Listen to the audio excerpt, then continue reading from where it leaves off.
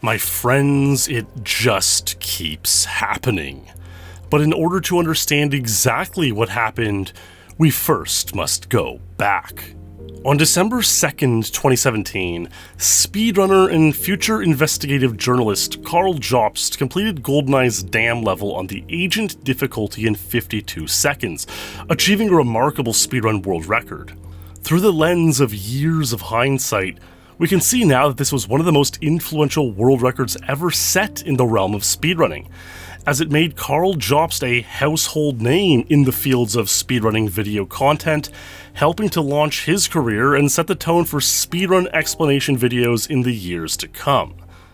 Karl's 52 was particularly impressive because really the strategy to play Dam Agent had not changed significantly since the dawn of GoldenEye speedrunning, and certainly not too much since the legendary Dam 53 initially set by GoldenEye icon Big Boss Man all the way back in the year 2002. The only substantial change was really a bit of looking up when strafing through this section of the tunnel in the first half of the level, which may or may not have affected speed at which this gate opens. However, the exact mechanics behind what was going on here, or why this may have helped complete Dam Agent slightly faster, remained mostly mysterious, unsolved, and arcane, at least to the common layperson. This damn gate had long blocked progress towards faster speedruns on the stage because no one could really find a way to consistently speed it up or get it open faster beyond slight variations like the tunnel lookup. The way the gate generally works, as we can see in one of the level's cutscenes, is that a guard is programmed to walk along a path and progress through the gate, opening it himself. This is only one of the level's numerous cutscenes, and is considered the bad cutscene as far as speedrunning goes, because it's the one where this guard actually loads earlier than usual. It'll mean that you'll have to open the first security gate and then wait for this first gate to close before the second one will open. This is much slower in comparison to the other cutscenes, where you can play out the way we see in most speedruns. Open the first gate while this guard is coming in from behind and opening the previous gate, so you can strafe through them both.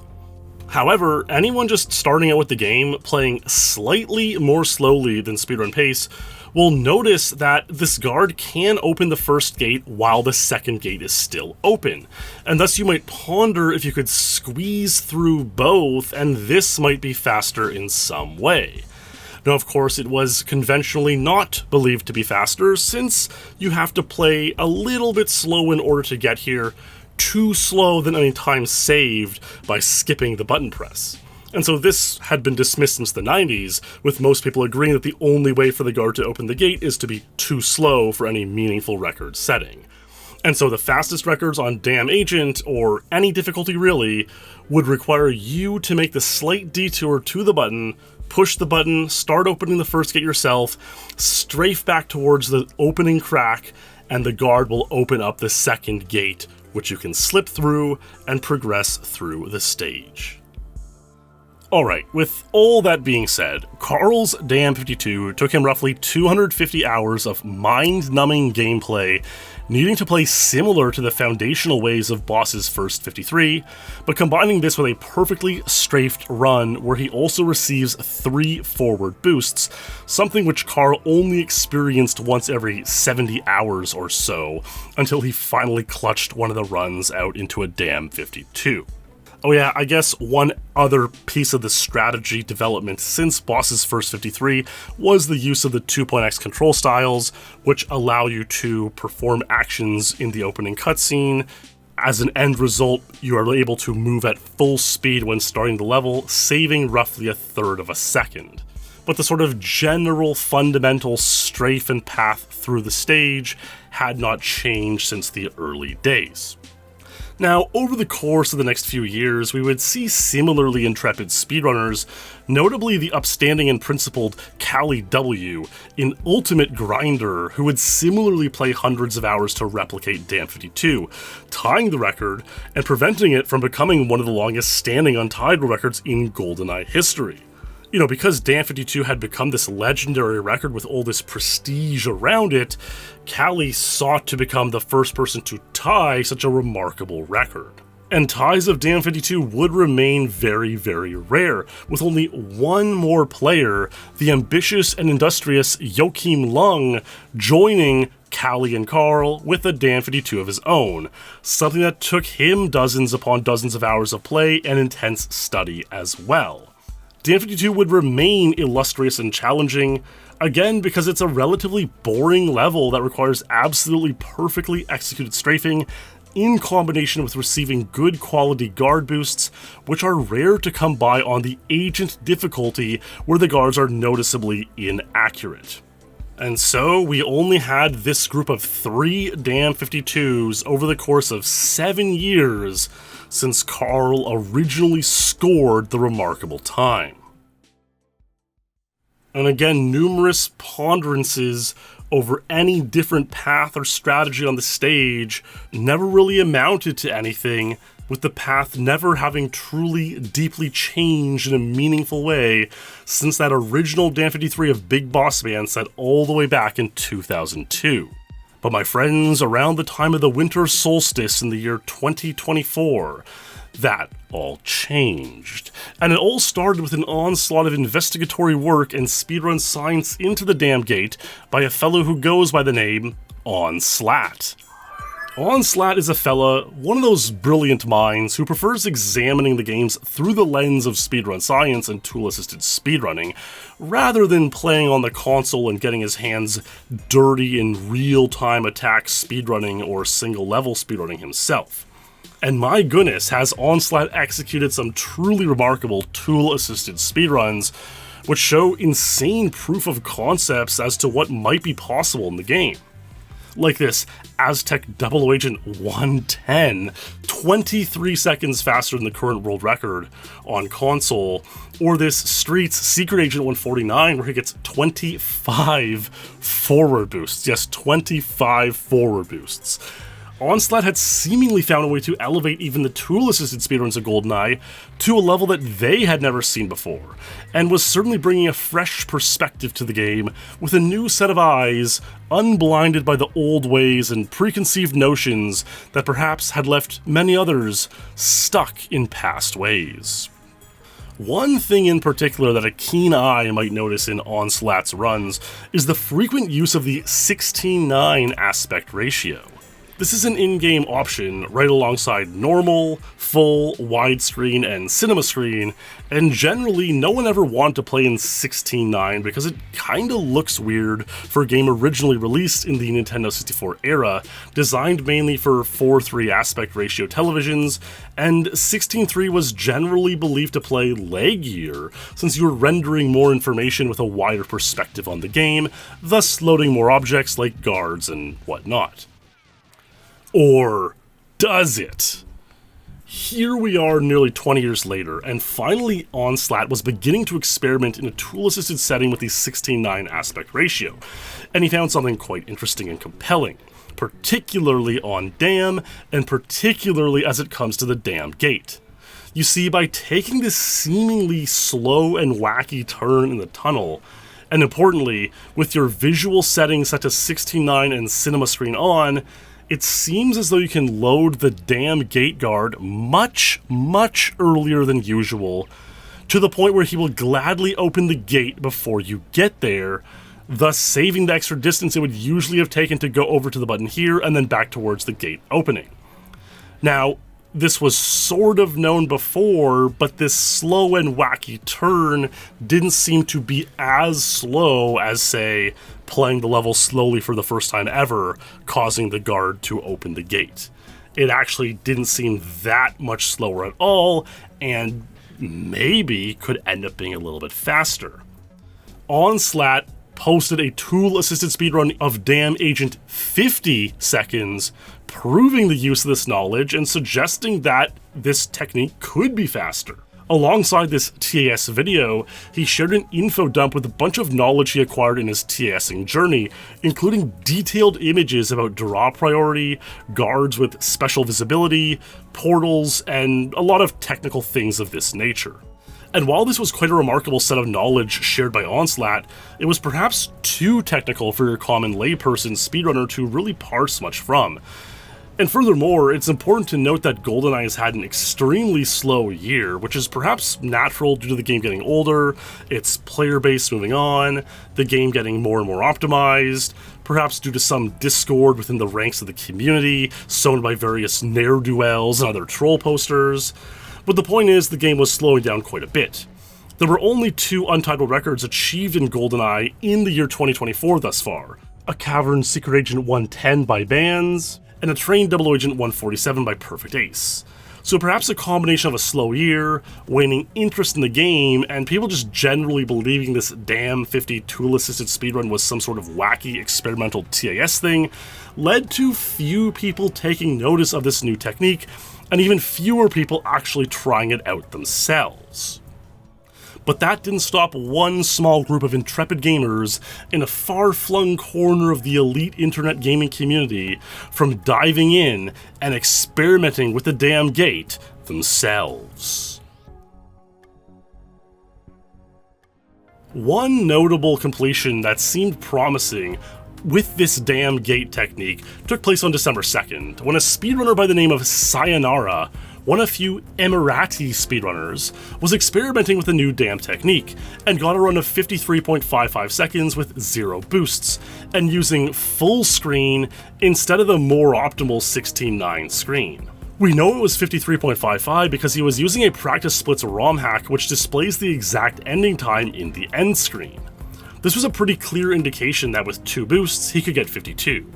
Not exactly something unknown, but suffice to say that Sayonara's strafing on this run was not of the same quality of Callie or Karl's original 52s using the older technique, and it served as a proof of concept that the strategy was not only viable, but made times of 53 seconds and possibly 52 much easier.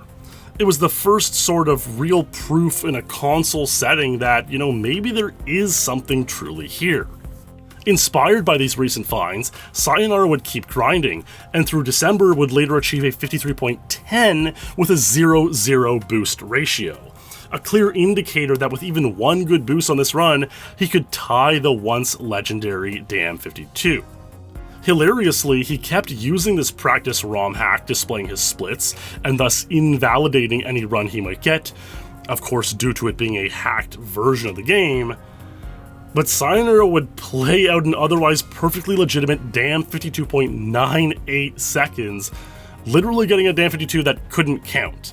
And this run only had 1 forward boost, so Sayonara's grinding had led him to total proof that damn 52 was not only viable, but really not even all that difficult anymore.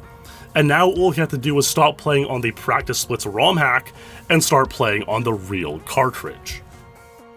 And this is not only what Sayonara did, but many of his close speedrun pals had been inspired by the recent turn of events and took to their cartridges as well.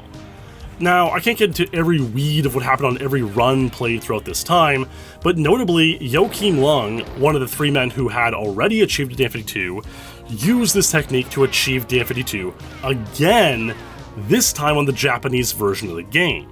The first person to ever get a damn 52 on Japanese. This version is, of course, official and legit as well, but it was notable because this was the first time anyone had gotten a 52 on the Japanese version, with the previous 3 52s having all been done on English NTSC. Joachim's duplication of Dam 52 inspired his pals, who then all set off grinding away at the dam, and then all at once, on December 22nd, the dam would give way, with 4 players, Sayonara, Berg, Wittershins, and Odikol, all achieving a score of Dam 52 within hours of one another. This would have been truly and utterly unthinkable in the days, months, and years prior. Again, this time took Karl Jobst 250 hours, and took a similar amount of time for Callie W to match it, and now 4 players were all able to achieve the score within a day of one another.